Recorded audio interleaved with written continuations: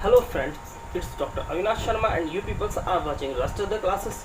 In earlier video we have discussed the cell junctions, and in this video we are going to discuss the cell nucleus. As you people knows that nucleus is the brain of cell and it regulate all the activities of cell, which are the protein synthesis and the production of many substances in cell. So students, जैसा कि आप जानते हैं कि cell के अंदर जो nucleus है, न्यूक्लियस जो केंद्रक है वो उसका दिमाग कहा जाता है, ब्रेन कहा जाता है, और न्यूक्लियस सारी सेल की जो लाइफ एक्टिविटीज़ हैं उन्हें रेगुलेट करने का काम करता है। तो हम थोड़ी हिस्ट्री में जाते हैं, थोड़ा सा देखते हैं कि सबसे पहले जो न्यूक्लियस को ऑब्जर्व किया, सबसे पहले जो देखा है वो सबसे पहले रॉबर्ट ब्राउन नाम के एक साइंटिस्ट हुए थे। उन्होंने इसे ऑब्जर्व किया था। रॉबर्ट ब्राउन ने इसे ऑब्जर्व किया था ऑर्किड सेल्स।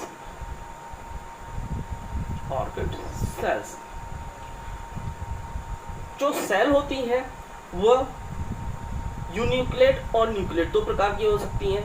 तो यून्यूक्लिएट में क्या होता है कि उनके अंदर कोई केंद्रक या न्यूक्लियस नहीं होता, the cells without nucleus. The example of enucleate are RBC and platelets, blood platelets.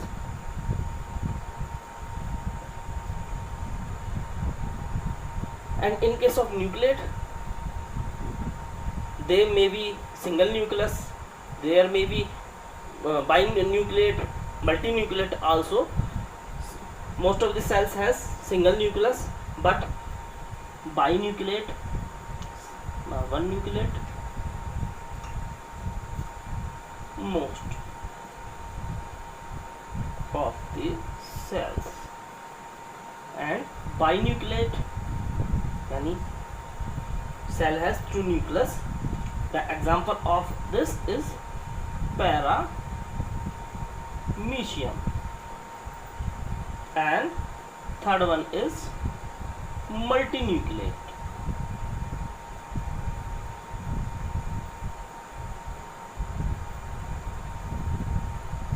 The example is skeletal muscles.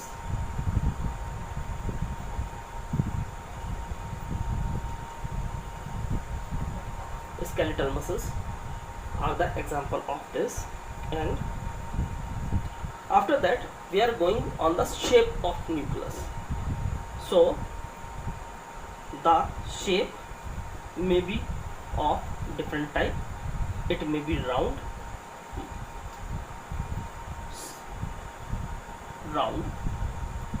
In most of the cell it is round, but it oval shaped. Example, it is found oval shaped in striated muscles.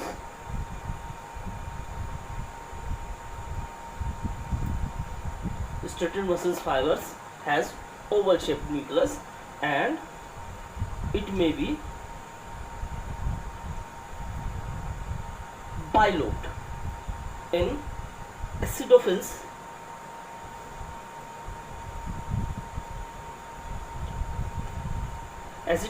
of blood, this is the nucleus shape is bilobed.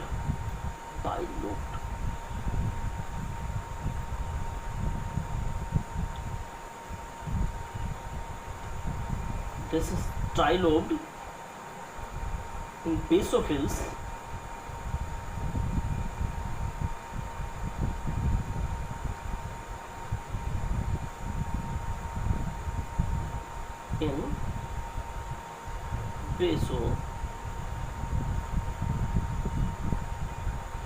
basophils and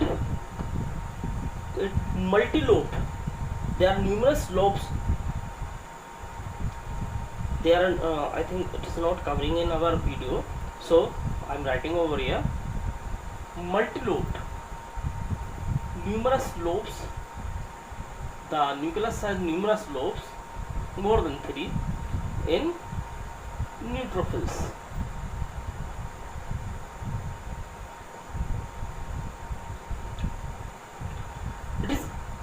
also found in distinct shape, just like horseshoe shape. Horseshoe shape nucleus is found in a algae called Verticella.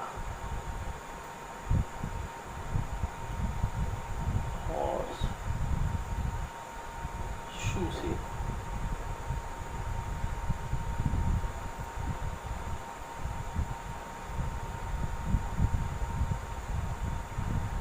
Horseshoe shaped. Okay, as we are seeing the structure of nucleus over here, the nucleus is covered surrounded by a irregular membrane. देखिए जो चारों ओर की जो nuclear membrane है, outer membrane है, वो आप देख रहे हैं कि रेगुलर नहीं है. They are many gaps are over here. तो these are the nuclear pore. ये छोटे छोटे गैप होते हैं. ये वेरी करता है स्पीसीज टू स्पीसीज. कुछ स्पीसीज के अंदर ये लेकर 1000 से लेकर और 10,000 तक न्यूक्लियर जो पोर हो सकते हैं प्रत्येक सेल में. तो बाहर की चूंकि न्यूक्लियस को कैरी ऑन भी कहा जाता है. तो आप देख रहे हैं कि इसकी जो मेम्ब्रेन है ये बाइलेयर्ड मेम्ब्रेन है. तो अंदर वाली को क्या कहते हैं, इनर न्यूक्लियर मेम्ब्रेन, और बाहर वाली जो है वो कहलाती है आउटर न्यूक्लियर मेम्ब्रेन. तो बाइलेयर्ड स्ट्रक्चर है. और अंदर आप बाहर की साइड देखिए कि जो न्यूक्लियस की जो मेम्ब्रेन है ये कम्युनिकेट करती है एंडोप्लाज्मिक रेटिकुलम के साथ में. एंडोप्लाज्मिक रेटिकुलम के साथ में कम्युनिकेट करती हुई आगे बढ़ती है. और साथ में आप देख रहे हैं कि the ribosomes are studs on the surface of this nuclear membrane. Inside this nuclear membrane is surrounded nucleoplasm. Nucleoplasm, there is a dense spot is found in nucleoplasm. This is called as nucleolus. Nucleolus. Beside this, chromatin fibers are also present here during the cell division time. These chromatin fibers condensed and form the structure of chromosomes. तो आप देख रहे हैं heterochromatin जो dark area है इसका, euchromatin fibres ये बहुत ही कुछ ट्रांसपेरेंट टाइप के से हो जाते हैं, बहुत ही थिन थ्रेड्स होते हैं ये, तो ये दिखाई नहीं देते. इसके अलावा जो न्यूक्लियोप्लाज्म है ये आप जानते हैं कि डीएनए का जो साइट है, डीएनए यहाँ पर प्रेजेंट होता है इन क्रोमेटिन फाइबर्स के ऊपर के रूप में. और डीएनए ही के ऊपर जो सारी इंफॉर्मेशन एनकोडेड रहती है जिससे कि प्रोटीन सिंथेसिस होता है. जो सेंट्रल डॉग्मा प्रोसेस चलता है उसमें ट्रांसलेशन की प्रक्रिया यहाँ पर होती है. डीएनए के जो टेम्पलेट से मैसेंजर आरएनए बाहर जाते हैं अब, और जो साइटोप्लाज्म में राइबोसोम के ऊपर जो ट्रांसलेशन की प्रक्रिया हो जाती है. सो अब इसके अलावा जो न्यूक्लियोप्लाज्म होता है, इसके जो न्यूक्लियोप्लाज्म है वो बहुत ज़्यादा रिच होता है. एंजाइम्स होते हैं जो डीएनए के रेप्लिकेशन के लिए बहुत ही रिक्वायर्ड एंजाइम होते हैं. मैग्नीशियम और मैग्नीज आयन इसके अंदर प्रेजेंट होते हैं. आप जानते हैं कि सेंट्रल डॉग्मा जो प्रोसेस होता है जिसके अंदर ट्रांसक्रिप्शन होता है, प्रोटीन का सिंथेसिस होता है, बाहर जाकर राइबोसोम पर टोटल इन्फॉर्मेशन डीएनए के ऊपर से इन्फॉर्मेशन और सेल के अंदर पहुंचती है. अब आप देखिए कि इन पोर का क्या यूज है, why these pores are present all over the surface of. अब इसका जो रीज़न है कि बहुत सारे जो मॉलिक्यूल्स हैं, बहुत सारी जो आयंस हैं, जो जिनका भी मॉलिकुलर वेट जो है वो 5000 डाल्टन से अधिक होता है. 5000 डाल्टन से जिनका नीचे होगा वो तो इस मेम्ब्रेन, न्यूक्लियर मेम्ब्रेन के थ्रू पार जा सकते हैं, लेकिन इससे अधिक जो मैक्रोमोलिक्यूल्स हैं उनके लिए they need a particular exiting space. तो ये न्यूक्लियर पोर हैं ये उसे एक स्पेस या पैसेज प्रदान करते हैं बाहर निकलने के लिए. और जैसा कि आपने देखा था कि डायग्राम में न्यूक्लियस की हम बात कर रहे थे, तो न्यूक्लियस के अंदर जो उसकी न्यूक्लियर मेम्ब्रेन थी उसमें बहुत सारे पोर्स थे. तो पोर्स जो उनका मैंने बताया था वो न्यूक्लियर पोर कॉम्प्लेक्स होता है. तो न्यूक्लियर पोर कॉम्प्लेक्स जो होता है वो सेलेक्टिवली परमिएबल होता है. वो ऐसा नहीं है कि कोई भी उसके अंदर से मैटर है, कोई भी प्रोटीन आसानी से अंदर जा सकता हो. तो इसका पर्टिकुलर एक कॉम्प्लेक्स स्ट्रक्चर होता है. I am just forming the diagram and elaborating it for you. So suppose this is the nuclear membrane चूंकि न्यूक्लियर को आप जानते हैं कैरियन भी कहा जाता है, तो इसे कैरियोथीका भी कहते हैं। सो suppose this is the cytosol side, cytosol,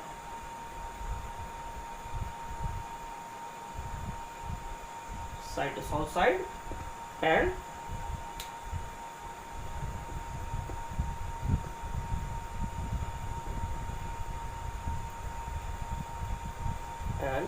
here is nucleoplasm.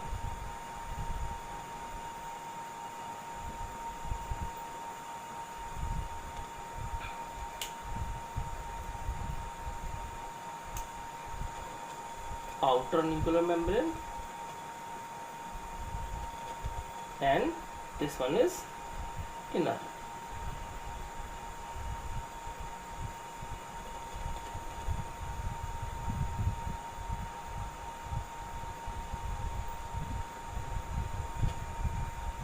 Nuclear membrane. So friends, जो न्यूक्लियर मेम्ब्रेन के नीचे आपका ये यहाँ पर न्यूक्लियोप्लाज्मिक लेमिना, न्यूक्लियोप्लाज्मिक लेमिना होता है। ये फाइबर्स होते हैं, ये intermediate, these are basically these are the intermediate fibres, nucleoplasmic lamina.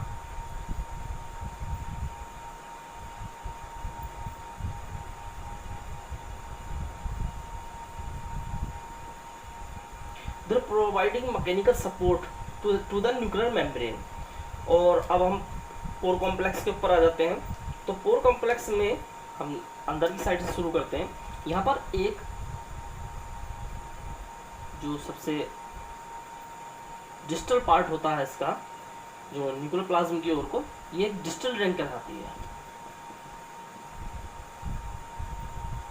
Distal ring, ये डिस्टल रिंग जो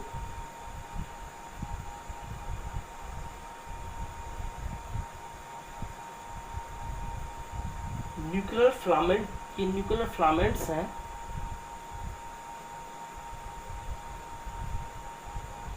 फिलामेंट्स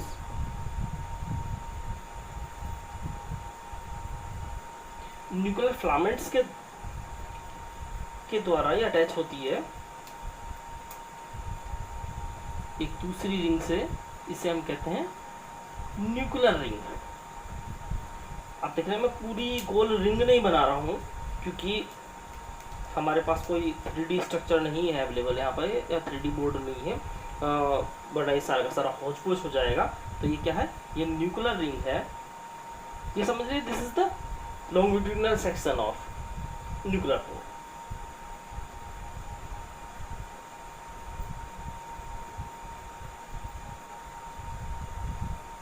न्यूक्लियर रिंग। सो आप देख रहे हैं कि from nuclear ring this distal ring is connected by the mean of this nuclear filaments. So ये जो spoke है, न्यूक्लियर फाइबर्स, ये न्यूक्लियर फिलामेंट्स हैं, ये एक बास्केट लाइक स्ट्रक्चर बनाते हैं। आप देखेंगे this is looks like a basket, so this is called as nuclear basket. This is nuclear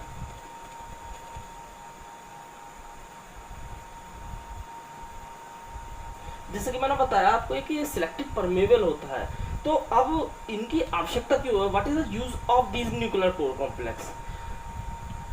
जैसे कि आप जानते हैं कि बहुत सारी जो एक्टिविटीज होती हैं वो रेगुलेट होती है न्यूक्लियस के द्वारा। तो बहुत सारे जो कुछ प्रोटीन्स हैं या सब्सटेंस हैं जो न्यूक्लियर मेम्ब्रेन के थ्रू एक्सचेंज हो सकते हैं। जो 5000 डाल्टन से नीचे का जो मॉलिक्यूलर वेट वाले जो प्रोटीन्स हैं वो तो आर पार जा सकते हैं through nuclear membrane, but more than 5000 Dalton, 5000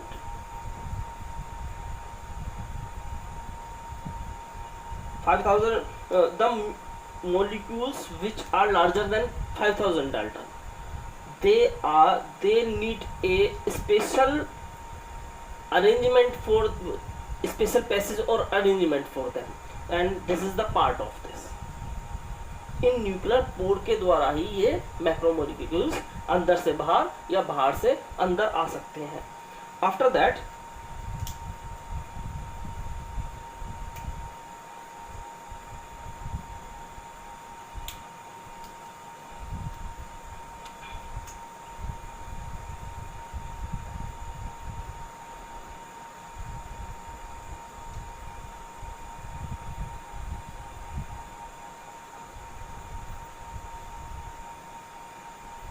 this is the spoke complex,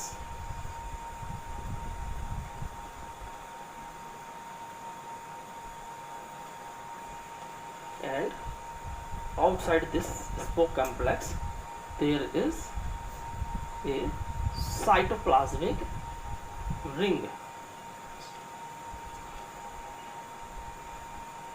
Cytoplasmic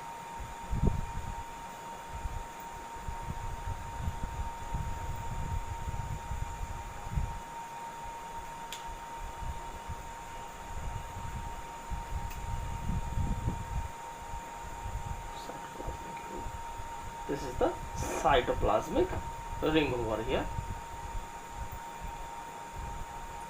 Plasmic ring. This why this is named as cytoplasmic ring, because it is directed towards the direction of cytosol, and above the cytoplasmic ring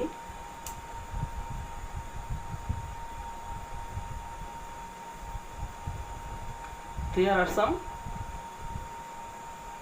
filaments, proteinous filaments are here. These are called as cytoplasmic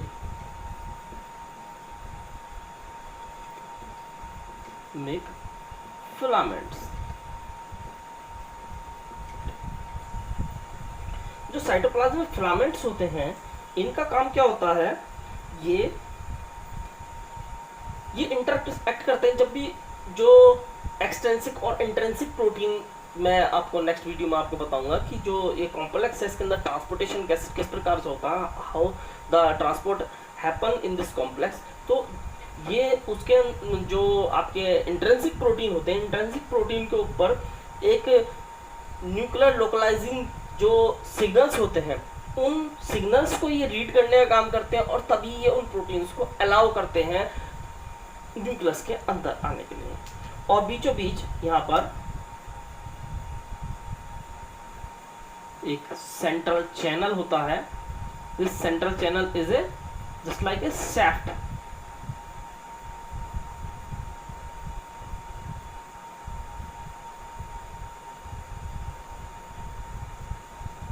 This is central channel.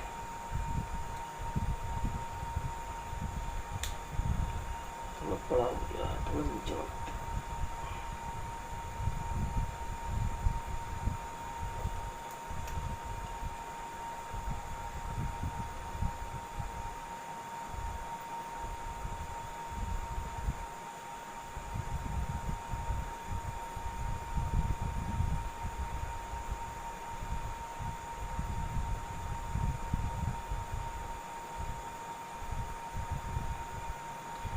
ये central channel है।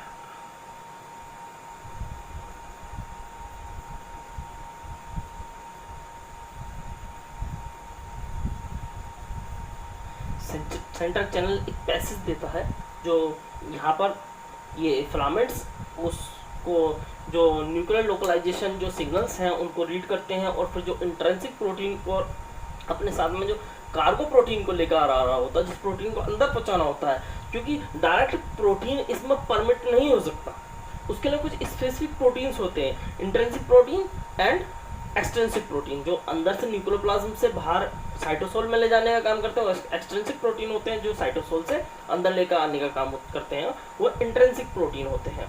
तो this is the structure of nuclear pore complex. Thanks.